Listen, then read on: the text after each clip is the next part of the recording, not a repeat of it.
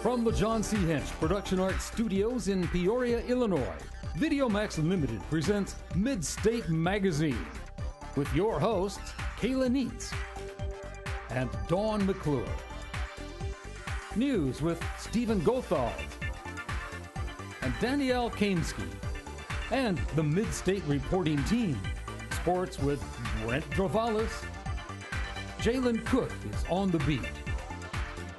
Shanesy Fryer takes us about town. Get real with Haley Fichter. Let's eat with Brandon Johnson. Jackie Myers is in the spotlight. Street Team with Ricky Hendon. Megan Casey about crew, and State of the Arts with Brooke James. And now, from America's friendliest city, Midstate Magazine. Take it away, kids.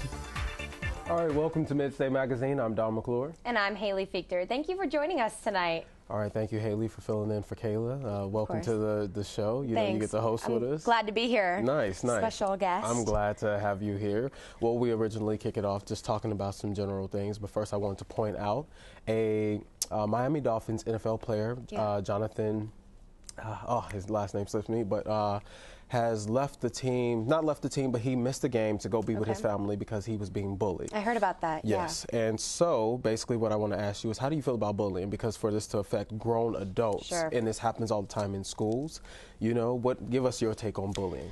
I think it's something that often gets overlooked. I mean, especially like you said, if it's getting to the adult level and in the NFL, I think it's definitely something that gets overlooked, and in schools especially.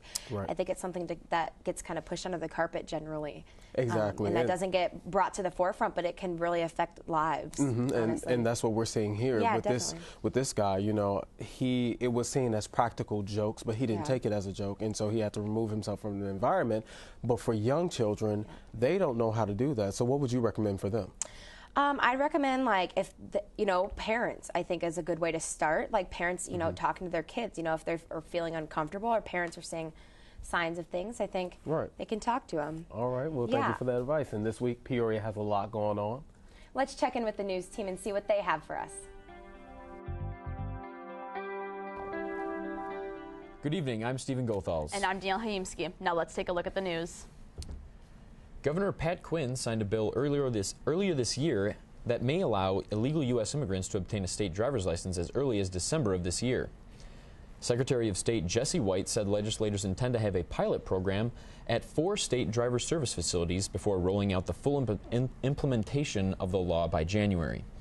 The licenses will not be valid as identification for activities such as boarding a plane, voting, or purchasing a firearm. Those in support of the bill say that the law will improve safety by ensuring more drivers have insurance and know the rules of the road. One Chillicothe Girl Scout troop is reminding residents across the community to engage in random acts of kindness by placing magic wands at various locations. These wands serve as visual reminders to participate in the movement. Once you are done with your 3 acts of kindness, you can take the wand with you and place it in a different location. The Girl Scouts urge participants to post pictures of their acts of kindness to their Facebook page, facebook.com/magicwandsinchillicothe.com. Galesburg Middle School students will commence practicing for an active shooter drill by the first week of November. Local authorities and fire personnel will team up with school officials to put on the drill. Students will take part by playing roles of victims. However, no simulated gunfire will be used to recreate a scenario as to not disrupt classrooms. Letters to inform the parents of this activity will be sent out by next week. Bradley University's speech team is #1 in the country. But it's not all about winning. Justin Restaino has the story. Hi, I'm at Bradley University in the Global Communication Center, home of the most successful traveling speech team in the country. However, this weekend is not about them. Every year, Bradley University hosts the largest speech tournament of the season. Yeah, the tournament this weekend is the L.E. Norton Invitational. It's a speech tournament, and we have about 500 competitors coming from across the country to campus to compete in a variety of speech events. The Norton is a big deal on the team. On the second day of competition, the Bradley students dress up in costume, Every year we have a theme to the tournament. So my freshman year it was the Norton of Oz, and we dressed up like Wizard of Oz characters. And last year it was the Norton Games, like the Hunger Games. And this year it's the Wonderful World of Norton, like the Wonderful World of Disney. When not in class, students are working on the decorations for the tournament. Well, right now we're working on creating the decorations for the Judges Lounge, which is where all the judges come in between rounds to have lunch, and it's going to look like Alice in Wonderland. But all over the tournament we'll have different type things. We've got lanterns from the movie Tangled. We're going to build the Disney Castle, and there's the Enchanted Forest. We're basically just going to try to go all out with making it look like you are in a crafty version of Disney World. Director of Forensics Ken Young was unable to be contacted for an interview. However, in an email correspondence, he said that this tournament is all about giving back to the community. So get back to you. Thanks, Justin. Now here's Brent with sports. Thanks, Danielle. Bradley soccer has proven to be very impressive this year. Spencer Shelton has a story. Bradley University soccer has racked up an impressive resume as of late. I talked to head coach Jim DeRose about the team. Games, wins at UConn when they were #1 in the country, and Northwestern when they were #3, I believe. And so it's been one of those years where we've been tested on the road, and we've taken our lumps for sure too. But right now I think the guys with a veteran team are pretty aware of what they need to do, and they've done a good job with it. Upperclassmen Jason Kuhn and Zach Kovakovic talked about the keys to their success.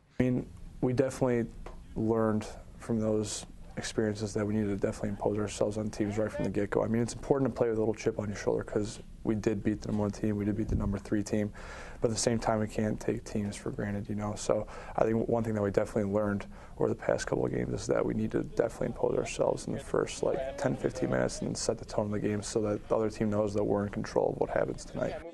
Don't come out and be afraid. If you come out and be afraid, then they were just going to hand it to us. And then we just really had a game plan, imposed ourselves, and got the early one thanks to this guy in the first 5 minutes, and then just kind of defended from there on out.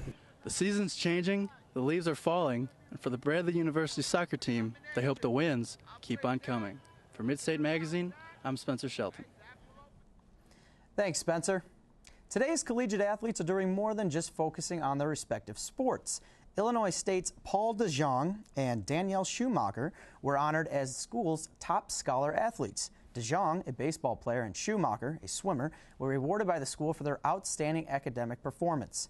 DeJong, who maintained a 4.0 GPA during the fall semester of 2012, didn't just receive recognition from the school. He was also presented with the Academic Excellence Award by the Missouri Valley Conference Commissioner. Well, that's it for sports. Back to you, Danielle. Thanks, Brent. You better think twice the next time you go to rub a pregnant mother's belly. For one Pennsylvania man, the situation got out of hand, literally. He was charged with harassment after allegedly rubbing a pregnant woman's belly several times without permission. One lawyer says any time there is touching involved without consent, someone could be charged. But this may be the first time the harassment law has been applied to belly rubbing. Did you hear that, Brent? You got to resist the urge. It's strong, but I'll try and hold back next time. Resist. Well, that's it for the news. I'm Brent Travalis. I'm Stephen Gothals. And I'm Dale Hayimski. Have a great night and join us next week. Thanks, news team. All right, so what's going on in the world of entertainment? Did you hear about the Cannonball Run that just happened? Okay, what's going on with that? Okay, so the Cannonball Run is where someone drives from, it's like a challenge, a race. You have to drive from New York to LA on the highway, on roads or whatever, and try and get the best time. Okay. So this guy, and I can't remember his name, but he just beat it. He made it from New York to LA in like 28 hours and 50 minutes. Wow, and did he ever get pulled over by police? No. And the crazy fact about that is he got up to 158 miles an hour. On the highway or streets as well? Yeah, and never got pulled over once. Wow, that's amazing. And the previous record before 28 hours was like 31 hours or something like that. So he beat it by quite a bit. That's pretty cool. Yeah, pretty exciting. Also, I want to quick ask, what did you do how was your Halloween? It was great. I had a great time. I dressed up as a penguin. How about you? Oh, okay. For myself, last week we hosted a little thing and I just came and dressed up as Robin Thicke and Miley Cyrus, that whole thing. So yeah, but it wasn't too bad, even though it did rain a little bit. But it was pretty good. Also, George W. Bush took his granddaughter to the White House trick-or-treating as Obama handed out candy, and they had the pictures and stuff. So that was a pretty cool thing, you know. Yeah, that's cool. putting differences aside, I'll just say that, you know. So Halloween turned out pretty good for everybody. Halloween was a good year this year. All right. Well, new music is always a great way to pep up the day. Let's check in with Jalen to see what he has for us. Hey, I'm Jalen Cook, and this is On The Beat. The man who brought Sexy back in 2006 is back to do it again with the 2020 Experience 2 of 2, which is still standing strong on the charts after being released on September 27th. Justin Timberlake returned to music after taking a hiatus in order to focus on his acting career. While I did enjoy seeing JT do his thing in The Social Network and Friends with Benefits, it was nice to see him come back to his roots as a singer-songwriter. The 2020 Experience 2 of 2, which is the second half of the original 2020 Experience that was released earlier this year, has its moments, but it doesn't quite live up to the momentum that was put in place by its predecessor. The album features the singles Take Back the Night and TKO, both of which are great songs on their own. The rest of the album, however, it doesn't exactly rank with JT's best efforts in the past. The production value is fantastic and engaging, but the lyrical content doesn't give us anything new or different. Most of these tracks sound like rehashes of songs he recorded back in 2006. The album is also a bit too long at times, reaching its peak with the 11-minute Not a Bad Thing. Despite those facts, the 2020 Experience 2 of 2 is still a very engaging and welcome return for Justin Timberlake. It may not open a whole lot of fresh material, but it will satisfy many of the JT faithfuls across the world. Until next time, for On The Beat, I'm Jalen Cook. Thank you, Jalen. So that was pretty cool with the music and everything. Definitely. Also, we wanted to send a quick shout out to the local cop who was killed. A car basically ran into him on the freeway while he was doing his job and killed him and his dog. And he was only 29 years old. So tragic. Yes, you know, and so when you use such a young life, and you know, everybody, it's just a sad moment, you know. So. And the dog to go with him. That's canine dogs. Those are great animals. Well-trained dog, and they had been a team for 5 years, they said. Okay, wow. So so the dog was great, you know, and a lot of people love dogs. How do you feel about dogs as well? I love dogs. I have 2 at home, little Lhasa Apsos. They're little things, but I love them to death. Do you have a dog? I do not have a dog. Are you not a dog lover? No, I love dogs. I just don't have a dog at this moment right now. I do love dogs, though, yeah. Yeah, what's your favorite kind of dog? I do want to, what are those? Big Great Danes, you know. Also coming up, though, there's something like saving the dogs happening around here or something like that, right? Yeah, the Guardian Angels, I believe. They work about like saving basset hounds and finding homes for them. Okay, that's pretty cool. Yeah. So that's in the local community. I'm a big basset hound fan as well. I like the smaller dogs. Okay, cool. Yeah. Well, there are many great organizations helping the community. But one group is making a difference for our four-legged friends as well.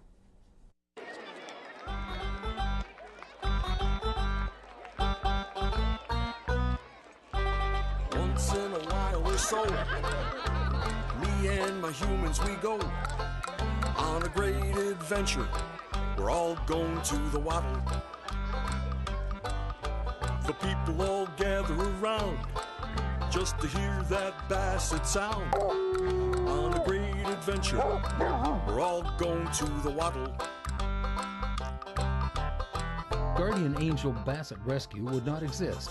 Just plain couldn't be here without an army of dedicated volunteers. The call of the hush puppies in need is irresistible to those who come to the rescue with open hearts, getting back nothing more than absolute love from the funny, furry animals. Gina Lacosto is right in the center between abandonment and a happy forever home. My title is foster home coordinator and adoption coordinator. And basically what you do is you monitor all the foster homes where all your dogs are taken to. So that can be anywhere from 10 to 15 homes. I have the Indiana, Chicagoland area. And then what I also do is I fill applications. When applications come into Emmy, she distributes them to the coordinators, and we go through them. We take a look at them, go through them, call the people, interview them, and then we call their vets if they have animals to make sure they've kept their dogs and cats up to date on shots and heartworm preventative. And then we start talking about dogs at that point to them, what they're looking for in a dog, in a basset hound. Gina's main concern is matching up the needs of the dog with the lifestyle of the people. The goal is to ensure that the pet is truly going to a good forever home. I try to, look at their lifestyle, like how many hours a day they're gone. Are there children involved? Are there grandchildren involved? How active is the family going to be? How active is the house going to be when I place a dog? I try to take into consideration, because some Bassets aren't as good with kids as others. Some senior Bassets just want a quiet home. My dog, I have an 8-year-old, and she's better just with me. She's fine with other dogs, but to an event like this, she would be overwhelmed. So it just depends. I mean, I try to take a look at the dog as much and talk to my foster homes as much as possible to get the best description of the dog. Some people look at the Basset as a lovable but kind of dumb critter. Not true at all. I think there is a reputation out there that, they're dumb and they're lazy, and the lazy, they're just all couch potatoes. That's not true either. We get plenty of young Bassets that like to run around and have fun and go to dog parks and yards, and then we have others that, yes, as they get older, they are probably more couch potatoes. But I think that, is highly overrated about them being couch potatoes. They're not. They're loving, sweet dogs. Volunteering takes dedication and a whole lot of time. Those who do it get paid in a very special way. Finding good homes, it's so rewarding when you see them come in versus when they leave our rescue. Some of them can come in very sick, and we're able to, with the great vets we have and the great clinics that we use, we're able to get them back on their feet. And just see a day like today where you have so many people here that want to see these dogs and want to adopt them, and just to see them go to finally a home where they're loved and taken care of. If your life needs a lift, a positive attitude adjustment, give the Hush Puppies some time. Join Guardian Angel Basset Rescue today. Guardian Angel Rescue looks like a fantastic organization, and I'm glad I got to see that. That was amazing right there. Yeah, those dogs look great. Yes. Don, speaking of, bullying earlier in the segment, taking Halloween costumes too far is often, I think, something that comes up big around this time and can cause a lot of controversy. Right, right. Did you hear about Julianne Hough, her costume? That she went out and did some blackface or as a black character, and with that, I always try to give people the benefit of the doubt, because it's taken very seriously, and with all the the stereotypes and the stigma that comes along with it, and when people go into things like that or do that representation, they don't realize, because Halloween is taken so lightly, they send out a message to not only young students or kids, but older people as well. And it's just disrespectful, and there is no tolerance for it. Yeah, I agree. And I think sometimes it's Halloween and it's fun, and so you can have the freedom to do what you want, but sometimes it's taken too far. Right, right. People don't think things through before they... And I know she sent out an apology for, but sometimes you just got to think things through before you do it. Yeah. So the celebrity world is always giving us a buzz.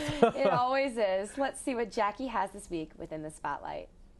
I'm Jackie Myers, and this is In the Spotlight. Has Julianne Hough jeopardized her title as America's sweetheart? When attending a Halloween party in Beverly Hills on October 25th, the star's costume choice was a bit controversial. Trying to portray a character named Suzanne Crazy Eyes Warren from the new hit series Orange is the New Black, Hough wore an orange jumpsuit, ID tag, darkened her hair and eyebrows, and also put on dark makeup to achieve her character's look. As she stirred up drama in the media, the ballroom dancer, singer, and actress then publicly apologized. She said the costume was not meant to be disrespectful and that she is a fan of the show. Miley Cyrus has been a celeb who just can't seem to stay out of the tabloids lately, but is her younger sister trying to take her thunder? In recent news, Miley's 13-year-old sister was seen last Thursday around in Toluca Lake, California, behind the wheel of a Fiat 500. She wasn't alone, though, as her father, Billy Ray Cyrus, sat beside her with a big grin on his face. In the state of California, the law clearly states you must be 15 and a half to get your learner's permit. Although a state law was broken by Billy Ray and his daughter that day, they weren't ticketed because an officer wasn't there to witness the occurrence. What is worse than getting in a car accident? Being a celebrity getting in a crash and having witnesses at the scene as well. David Beckham was involved in a car accident outside of his home in Beverly Hills Friday. Witnesses explained that the soccer player was pulling out of his driveway in a black Range Rover Sport with his 14-year-old son, Brooklyn. The soccer star backed into a white SUV. A police officer said the accident sounded serious, so they went to see what happened. The front fender was dragging on the ground, making scraping noises on the pavement. Thank goodness no one was hurt, but in the end, Beckham was at fault by backing out without having a clear right-of-way. For In the Spotlight, I'm Jackie Myers. Thank you, Jackie, for the Hollywood update. All right, so yeah, that's a lot going on in the entertainment. But you know, let's talk about kids and what we want to be when we were growing up in music. Okay. Yeah. Well, I was in the marching band in high school. Okay. And I really liked it, and I was also in choir. So it was, I think, a little bit of my dream goal to like go big with that. But didn't really work out so well for me. Okay, well, marching band kind of thing going on. OSU? Ohio State, yes. Did you see their recent, performances? I did. 2 weeks ago, they did a whole Michael Jackson set on field. Yes. Where they formed into Michael Jackson and like moonwalked across the field. I definitely saw it. Yeah. The feet literally, so they formed the feet, the legs and everything, and you literally just watched it slide and back with the and forth. flag, they had like the white glove. Right, it was amazing. I wonder how much practice goes into that. How many hours they spend working all of that out. I always said if I went to school in down south or something like that, because marching bands are huge down there and it's a big part of the culture. Yeah. I would definitely want to do it because I was also in band when I was in middle school. I played the saxophone and the drums. All right. So, you know, I know my way a little while. So we'll see, you know, but Brooke always has something interesting going on in her corner. Let's check in to see what State of the Arts has this week. Hello, and welcome to State of the Arts. I'm your host, Brooke James. Today in studio, I have local artist Chris Tarpley. Thank you for joining us today. It's a pleasure. So you're an artist. What exactly do you play, sing, do? Well, here in Peoria, I'm originally from Pekin, but I moved to Peoria probably about 4 years ago, and I've been playing piano and singing probably, for a good portion of my life, but just, part-time musician, do some gigs and things, and then, work for the Peoria Park District and things. Okay, what do you do at the Park District? I work with kids with behavior issues and things, more down with the west side, kind of tutor them, and then, kind of be a role model and things for them. But it's, it's a rewarding job. It's a good time, so. Yeah. But also, I made the semi-pro basketball team here for Peoria. Wow. Yeah, I know, right? Who would have thought? No, I'm like 30 years old now. But no, it's called the Midwest Flames, and we're going to be playing at Woodruff High School, and hopefully, if we have a great season with the ABA, it might go to Bradley Coliseum next year. So. Wow. So we're kind of hoping for that. That's exciting. Yeah, it might be right near you guys. So. Perfect. So you said you started with piano. When did the songwriting come in? That's kind of a big jump. Yeah, you're right. I would say I was in my last year of school at Eureka. I went to ICC and then I went to Eureka and just kind of was feeling something different. Maybe not ready to teach yet. Maybe I was immature in some ways, but I started it kind of just hit me, and I feel it's a testimony. I put my faith in God and things, and I feel like it's one of those things that He's kind of molded, and it's just I got to keep working. So yeah, it's something that drives me. I think everybody has to have a hobby or something like a passion in life. So. And you're willing to share that passion with us today? Yes, I am. Yeah. What are you gonna sing? Well, this is a new song that I wrote probably about 6-7 months ago. It's called "It's Time to Fold." Okay, perfect. All yeah, right. if you'll give us a little taste. No worries. And you're playing a gig. You play gigs? Yes, Sky Harbor Fridays. Sky Harbor Fridays, 7 to 10, I heard? 7 to 10, I think. 7 to 10. Most times. Most times, okay.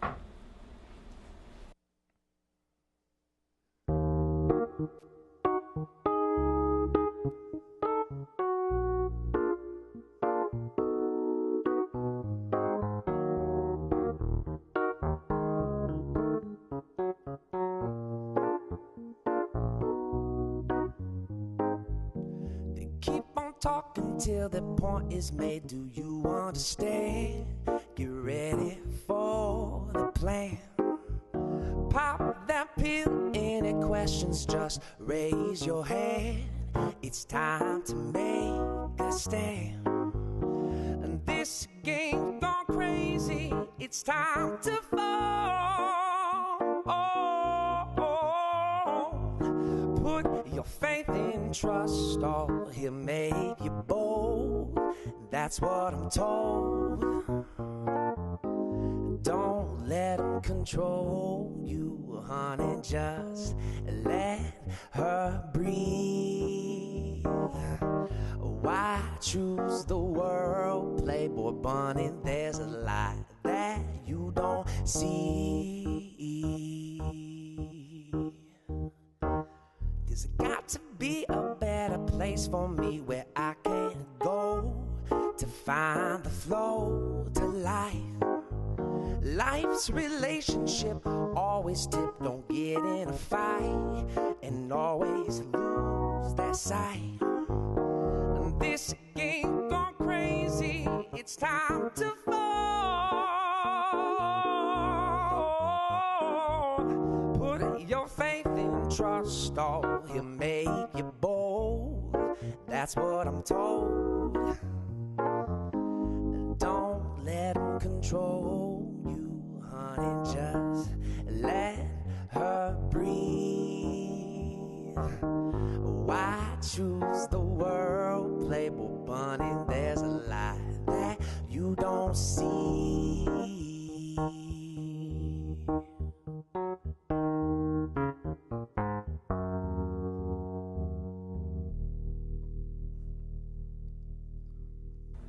Thank you for that performance, Chris.